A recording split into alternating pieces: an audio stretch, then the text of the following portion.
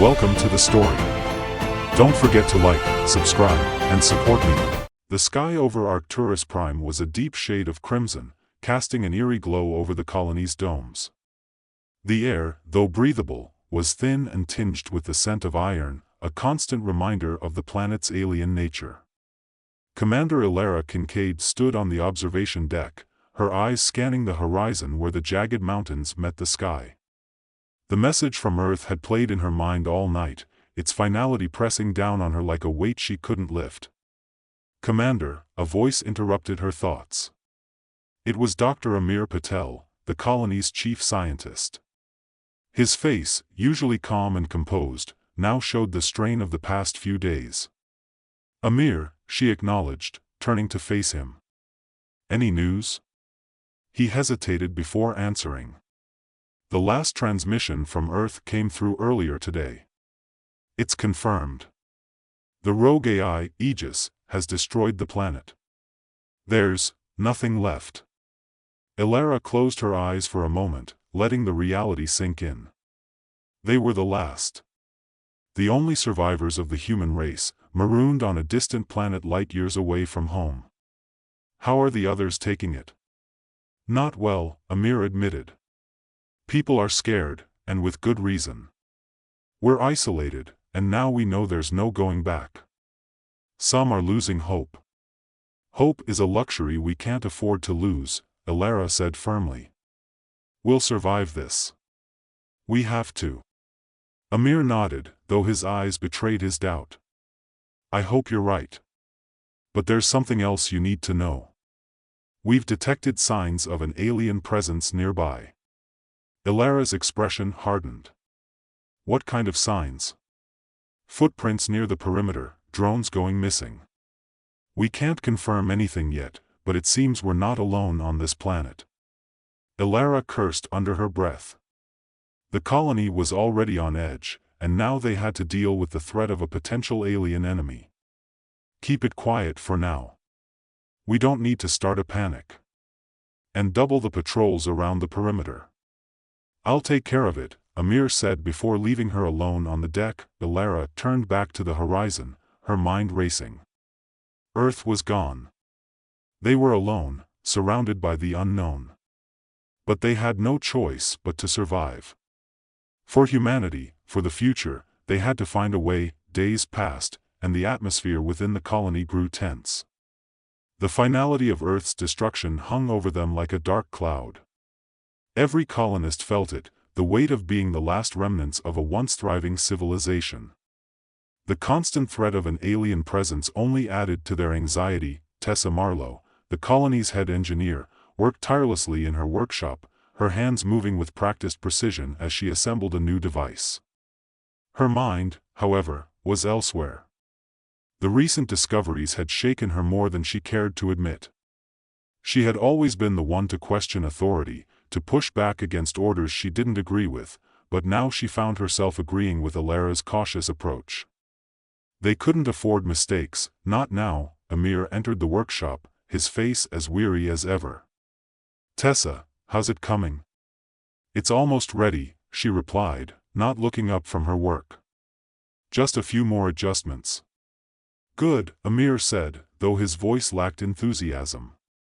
"We need that communication device up and running as soon as possible.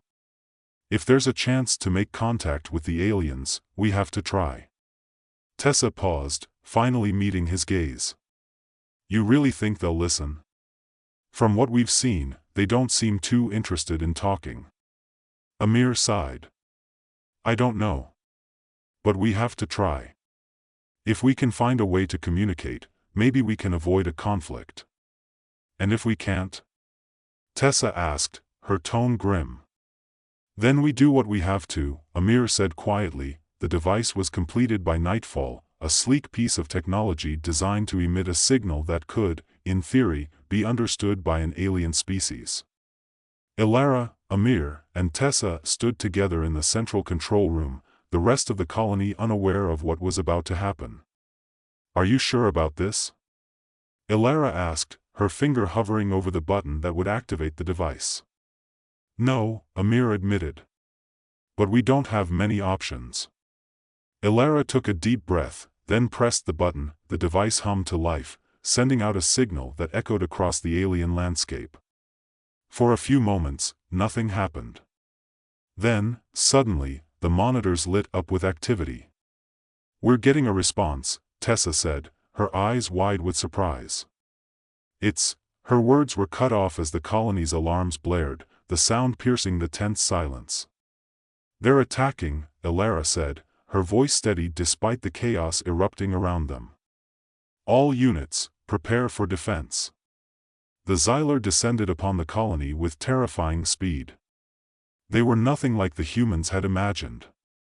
Insectoid in appearance, their sleek, armored exoskeletons reflected the crimson sky, and their multifaceted eyes glowed with an unsettling intelligence. They moved with a coordinated precision that left the colonists scrambling to respond. The first wave of the attack targeted the outlying agricultural domes. Explosions ripped through the fields, sending debris and fire into the air. The colonists who had been working in the fields ran for their lives, but many were caught in the crossfire, their screams echoing across the settlement. Elara barked orders through the comms, trying to coordinate the defense. "Fall back to the central dome. We can't hold them off out there." The colonists retreated, firing at the advancing Xylar with whatever weapons they had. But it was clear they were outmatched. The Xylar's technology was far beyond anything the humans possessed. Their energy weapons cut through the colony's defenses like they were paper, and their numbers seemed endless. Inside the central dome, Tessa worked frantically to reinforce the doors, welding metal sheets over the weak points. Amir monitored the colony's systems, trying to find any advantage they could use. "They're everywhere," Amir said, his voice tight with fear. "We can't hold them off for long." Elara knew he was right. They were losing. But surrender was not an option. Not while there was still a chance, however slim, to save the colony. "We need a plan," she said, turning to Tessa. Anything that can give us an edge." Tessa wiped sweat from her brow, her mind racing. Then, it hit her. The Xylar are a hive mind, right? They must have a central command node that coordinates their actions. If we can take that out, Amir's eyes lit up with realization. It would disrupt their coordination, maybe even force them to retreat. Elara considered the idea. It was risky, bordering on suicidal. But it was their only shot. "Do you know where this command node might be?" "I've been tracking their movements," Amir said, pulling up a map of the surrounding area. "There's a pattern to their attacks, like they're protecting something. Based on that, I'd bet the node is located here." He pointed to a mountain range just beyond the colony's borders. Elara nodded, making her decision. "We go in, take out the node, and hope it's enough to force them back." "Tessa, Amir, you're with me. We leave as soon as we're ready." The three of them prepared quickly, gathering what weapons and supplies they could. Elara selected a small team of the colony's best fighters to accompany them, knowing they would need every advantage they could get. As they set out, the sounds of battle continued to rage behind them. The central dome shook under the assault, but the colonists inside held firm, buying Elara and her team the time they needed. The journey to the mountain range was harrowing. The landscape was treacherous, filled with sharp rocks and deep crevices. The Xylar were relentless, sending patrols to hunt them down. At one point, they were forced to take cover in a cave as a Xylar patrol passed overhead, the alien creatures moving in perfect formation. Inside the cave, tensions flared. One of the team members, a man named Harris, began to voice his doubts. "This is insane. We're walking into a death trap. We should turn back, try to negotiate with them." "Negotiate?" Tessa snapped, her voice low but fierce. "They're not interested in talking. They want us dead." "She's right," Elara said, her tone leaving no room for argument. "We're the last of humanity. If we don't stop them, we're finished." Harris shook his head. "I can't do this. I won't." He turned and started to leave the cave, but Alara was faster. She grabbed his arm, pulling him back. "If you leave, you're as good as dead. And you'll put the rest of us at risk," she said, her voice cold. "You're staying, whether you like it or not." Harris glared at her but didn't argue further. The team continued on, the weight of their mission growing heavier with each step. When they finally reached the mountain range, it was nearly dawn. The sky was a sickly purple, the stars barely visible through the planet's thick atmosphere. They found the entrance to the Xyler's command node, a massive structure hidden within a cavern. The final battle was brutal. The Xyler defended the node with everything they had, and the human team was pushed to their limits. Alara led the charge, her determination and skill keeping the team together as they fought their way through the alien defenses. Inside the node, Tessa worked quickly to breach the Xyler's systems. The alien technology was unlike anything she'd seen before, but she was resourceful, adapting on the fly. Sweat poured down her face as she worked, the sounds of battle echoing around her. Amir stayed close, providing cover and offering advice when he could. But as the battle raged on, it became clear that not all of them would make it out alive. Several of the team members had already fallen, and more were injured. Finally, Tessa managed to breach the node's core. "I've got it," she shouted over the noise. "We can overload the system, but it's going to blow this whole place sky high." "Do it," Alara ordered, her voice grim. "We'll get out as fast as we can." Tessa set the overload, her hands shaking from the adrenaline and the pain of her injuries. The team began to retreat, but as they did, a final wave of Xyler surged into the chamber. Alara knew what had to be done. She turned to Amir and Tessa, her eyes hard. "Get out of here. I'll hold them off." "No," Tessa protested, but Alara shook her head. "This is the only way. Go, now." Amir grabbed Tessa's arm, pulling her toward the exit. "We have to go." Tessa hesitated, her heart breaking, but she knew he was right. They fled, leaving Alara behind to face the Xyler alone. As they ran, the ground shook with the force of the explosions behind them.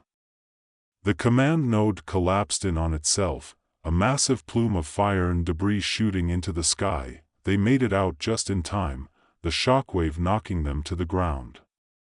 When they looked back, the entire mountain range was in ruins, the Xyler's command node destroyed. Back at the colony, the remaining Xyler forces faltered, their coordination lost. The colonists, battered and bloodied, fought back with renewed vigor, driving the aliens away from the central dome. The aftermath was bittersweet. The colony had survived, but at a great cost. They mourned the loss of those who had died, especially Alara, whose sacrifice had saved them all.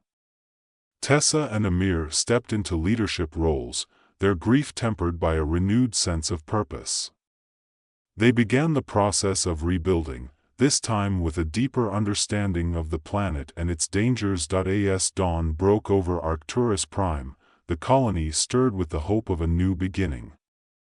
Amidst the ruins, a small garden had begun to grow, its green shoots pushing up through the scorched earth, a symbol of resilience, of humanity's will to survive. They were the last of their kind, but they had ensured that humanity's legacy would live on, even on this distant, alien world.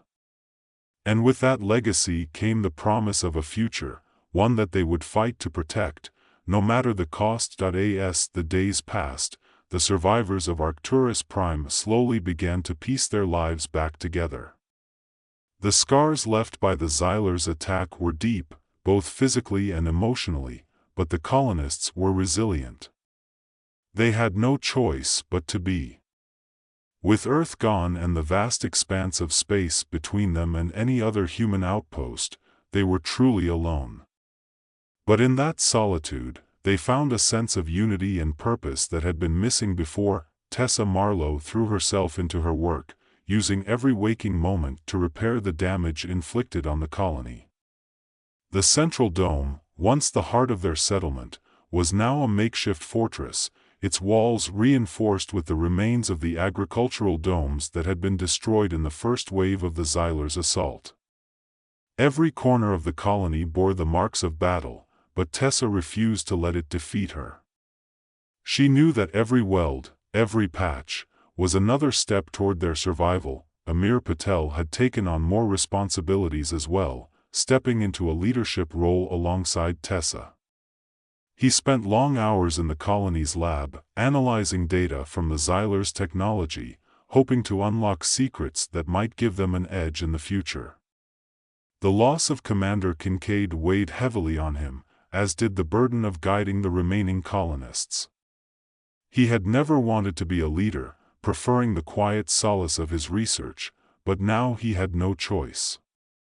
The people needed someone to look to, and with Alara gone, that responsibility fell to him and Tessa. The two of them worked well together, their complementary skills and shared grief forging a bond that neither had anticipated.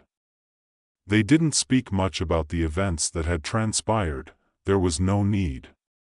The loss of their friends, the destruction of their home, the sheer terror of facing the Xyler alone on a hostile planet, all of it was etched into their minds.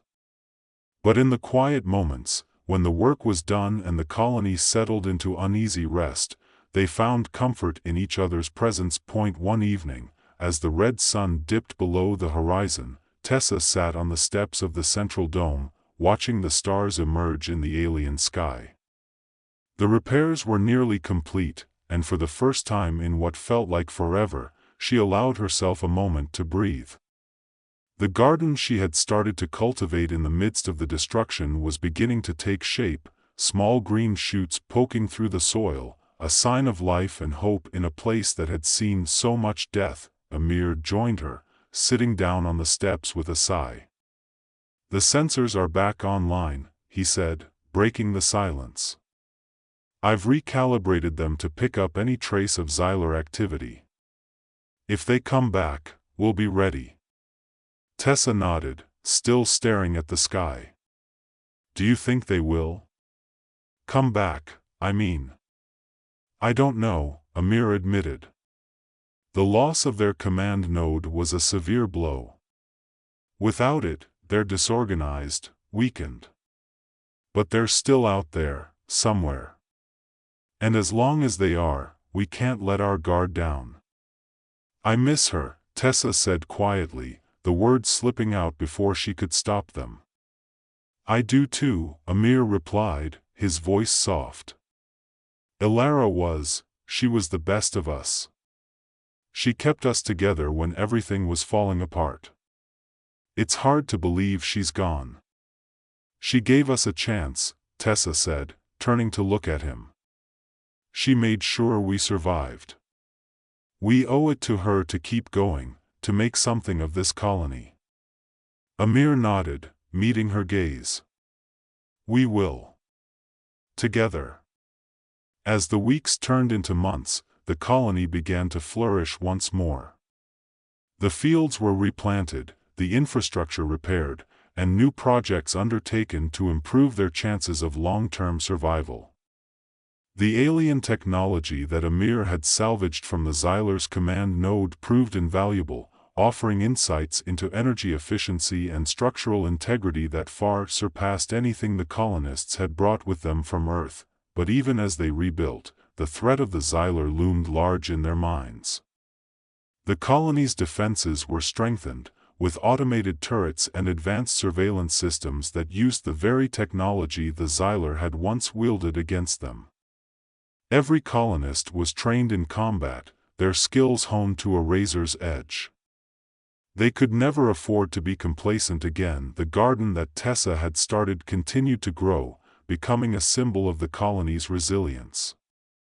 It was a small, humble plot of land, but it brought a sense of normalcy and peace to those who tended it. The sight of green leaves and budding flowers in the midst of the barren, rocky landscape of Arcturus Prime was a reminder that life could still flourish, even in the most inhospitable of places. One day, as Tessa was working in the garden, she noticed something strange in the soil. Kneeling down, she brushed away the dirt to reveal a small, metallic object, half buried in the ground. It was unlike anything she had ever seen before, its surface smooth and cool to the touch, with intricate patterns etched into the metal. She called Amir over, and he quickly joined her, his curiosity piqued. "What is it?" he asked, examining the object closely.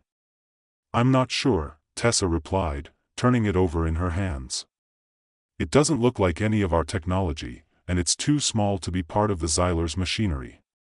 But it's definitely not natural. Could it be a probe? Something from another species, maybe even something sent from Earth before."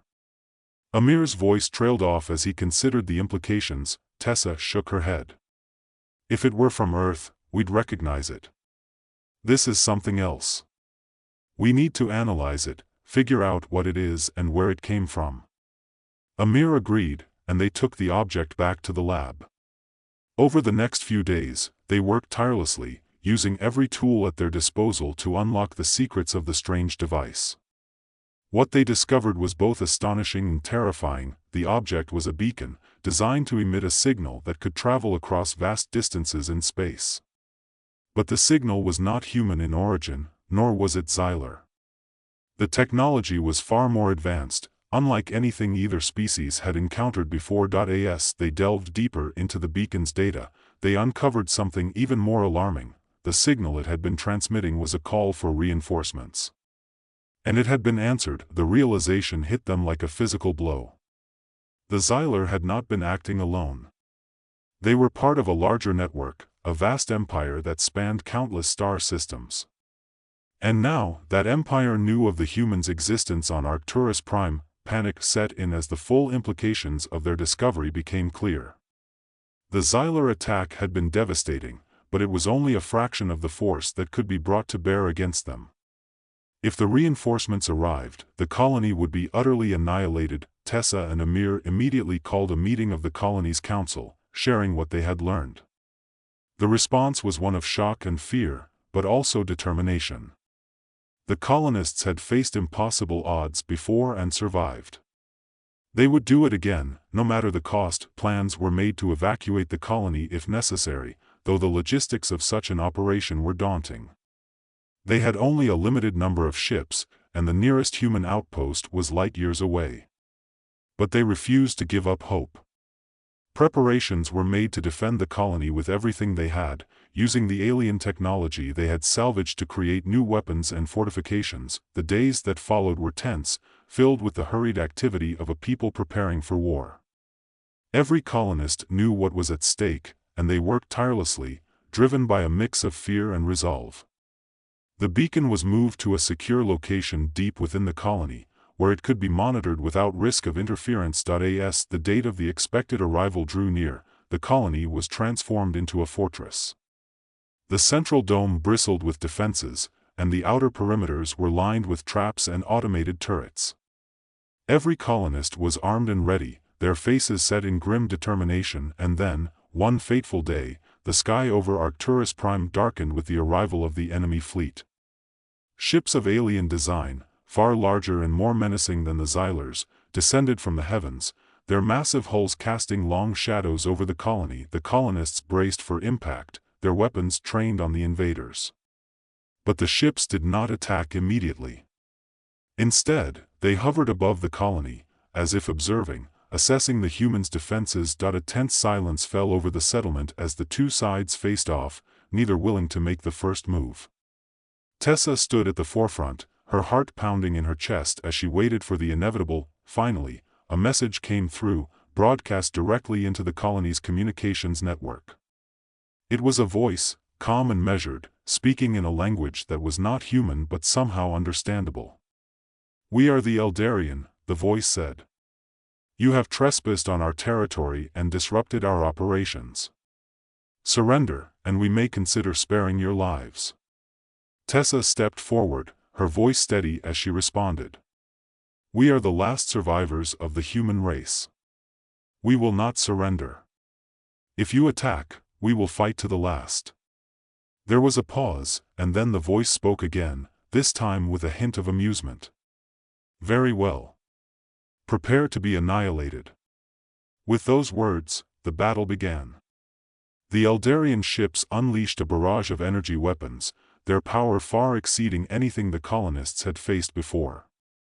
The central dome shook under the impact, but the newly reinforced defenses held. At least for the moment, the colonists fought back with everything they had, launching missiles and firing energy cannons salvaged from the Xylar technology.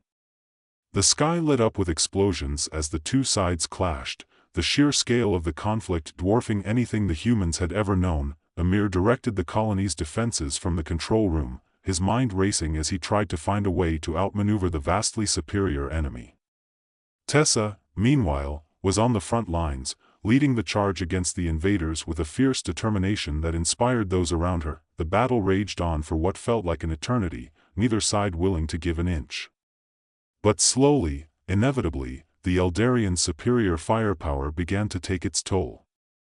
The colony's defenses were gradually worn down, the outer walls breached, and the central dome damaged. As the situation grew increasingly desperate, Tessa and Amir knew they had only one option left.